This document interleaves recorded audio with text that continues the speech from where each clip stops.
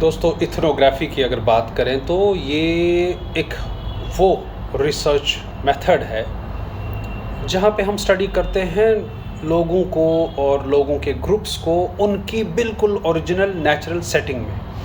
ये typically involve करता है रिसर्चर को जो वहाँ पे प्रेजेंट है और बहुत समय के लिए रिसर्चर रहता है किसी जगह में और डेटा कलेक्ट करता है सिस्टमैटिकली उनकी रोज़मर्रा की ज़िंदगी के बारे में और डेली एक्टिविटीज़ के बारे में, और लोग किस तरह मीनिंग अटैच करते हैं उनकी एक्टिविटीज़ को। जब एंथ्रोपोलॉजिस्ट सोशियोलॉजिस्ट ये स्टडी करते हैं और लोगों को उनकी नेचुरलिस्टिक सेटिंग में स्टडी करते हैं और सिस्टमैटिकली डेटा कलेक्ट करते हैं, उसे हम आम लफ्ज़ों में इथनोग्राफी कहते हैं।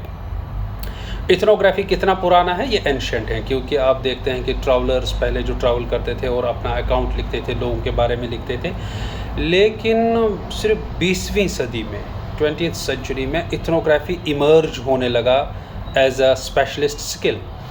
और इथनोग्राफी का ओरिजिन अगर मित्रों देखा जाए तो इसका ओरिजिन एंथ्रोपोलॉजी में है। ब्रोनिस्लाव मेलिनोस्की का नाम आपने सुना होगा, वो एक सिग्निफिकेंट माने जाते हैं इसमें। और उनका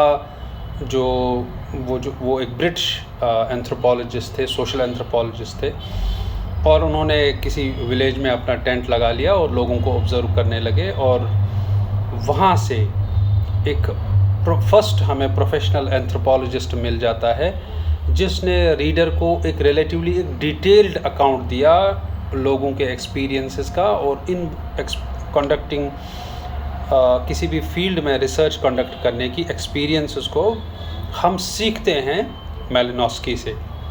तो प्रोफेशनल एंथ्रोपोलॉजिस्ट या इथनोग्राफर हम मेलिनोस्की को कहते हैं। और दोस्तों ट्रेडिशनली अगर हम मेलिनोस्की जैसे एंथ्रोपोलॉजिस्ट की बात करें तो उन्होंने खुद को ना जैसे मतलब डुबो दिया उन पर्टिकुलर कल्चर्स में जिनको वो स्टडी करने गए। अगर हम क्लिफर्ड गिट्स को देखें, बेलिनीज़ कॉक फाइट आपने सुना होगा, सेंस ऑफ ऑनर जो अल्जीरिया पे उनका है, वो उसके बारे में आपने देखा होगा। वो culture of the society under study. Gits का एक मशहूर कॉन्सेप्ट है थिक डिस्क्रिप्शन, अक्सर मैं यूज़ करता हूँ क्लास में।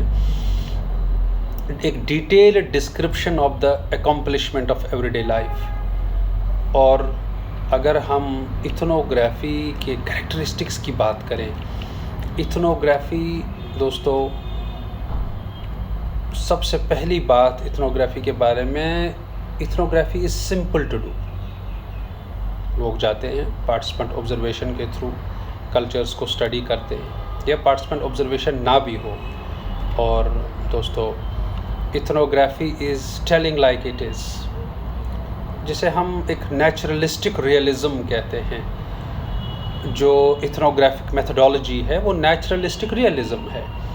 और नेचुरलिज़म एक ऐसा मेथडोलॉजिकल अप्रोच है जो ये प्रपोज करता है कि as far as possible social world को कैसे स्टडी करना चाहिए अपने नेचुरल ओरिजिनल स्टेट में। तो इथनोग्राफी रिसर्चर्स को वो मौका देती है कि चीज़ों को उनकी पर्टिकुलर सेटिंग में स्टडी किया जाए, और जिसे कहते हैं ना कि वो अनडिस्टर्ब नेचुरलिस्टिक स्टेट में, नेचुरल स्टेट में सोशल वर्ल्ड को स्टडी करे रिसर्चर, उसे हम इथनोग्राफी कहते हैं। और इथनोग्राफर्स के लिए बहुत ज़रूरी है कि वो एक एप्रिशिएटिव स्टैंस डेवलप करें उन कल्चर्स को लेकर, ताकि उनको वहाँ एक्सेस मिले, एक रेपो बिल्डिंग मिले और वो ऑब्जेक्टिव नॉलेज वहाँ से हासिल कर सकें।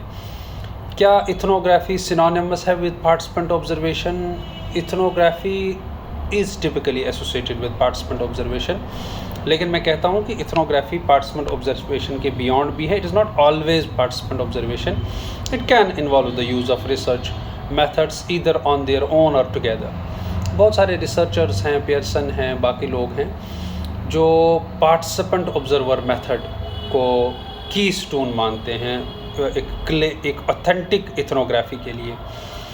लेकिन इन डेप्थ इंटरव्यूज़ हैं, बहुत सारे मेथड्स हम यूज़ करते हैं, और मिक्स मेथड्स हैं। और कंटेम्प्रेरी जो इथनोग्राफी है वो मल्टी मेथड है, और जिसमें हम पार्टिसिपेंट ऑब्जर्वेशन करते हैं, जिसमें हम इन डेप्थ इंटरव्यूज़ करते हैं, एक डॉक्यूमेंट्री एनालिसिस करते हैं और रिकॉर्डिंग्स होती हैं।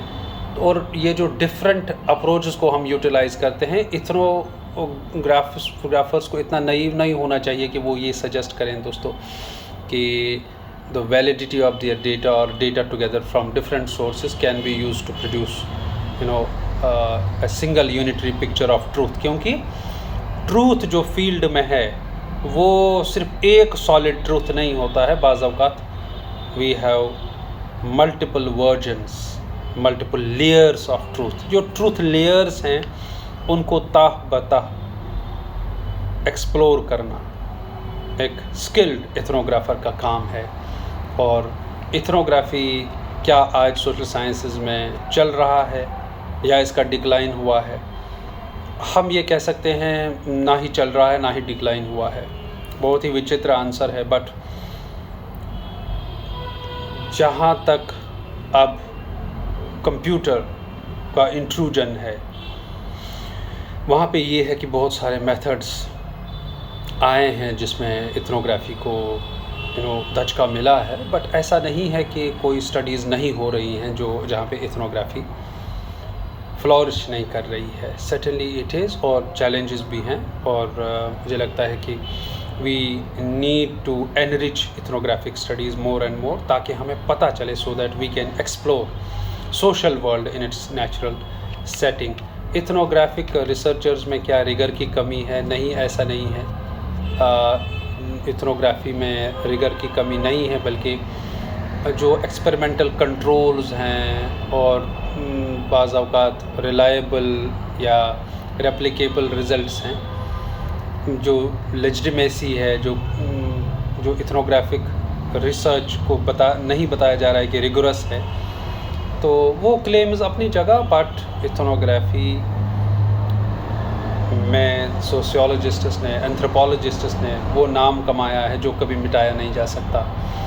और फॉर सिविल सर्विसेज स्टूडेंट्स, उन एस्पिरेंट्स के लिए बिल्कुल जो एक शैलो अंडरस्टैंडिंग है इथनोग्राफी की, वो बस इतनी कि ये ना कहें कि it lags rigour, but it's certainly used in the field. और ये एक नेचुरलिस्टिक सेटिंग में सोशल वर्ल्ड को स्टडी करता है।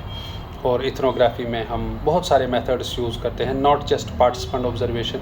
हाँ, पार्टिसिपेंट ऑब्जर्वेशन हो तो उसके लिए रिसर्चर्स ने कहा है बहुत ही ऑथेंटिक इथनोग्राफी हो जाती है।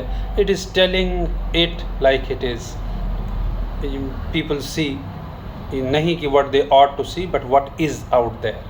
तो बिल्कुल वो उन चीज़ों से एक मेथडोलॉजिकल पोजीशन, एक रियलिज्म क्लियर हो जाता है कि इथनोग्राफी ऑब्जेक्टिव मेथड है।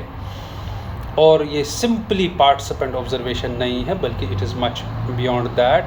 देयरफॉर अगर हम मेथडोलॉजिकल लिटरेचर की बात करें या उसमें इथनोग्राफी को ढूंढें हम, तो सर्टेनली बहुत सारे कॉन्सेप्ट्स हैं जो सोशल साइंसेज में इमर्ज हुए हैं इथनोग्राफी को लेकर।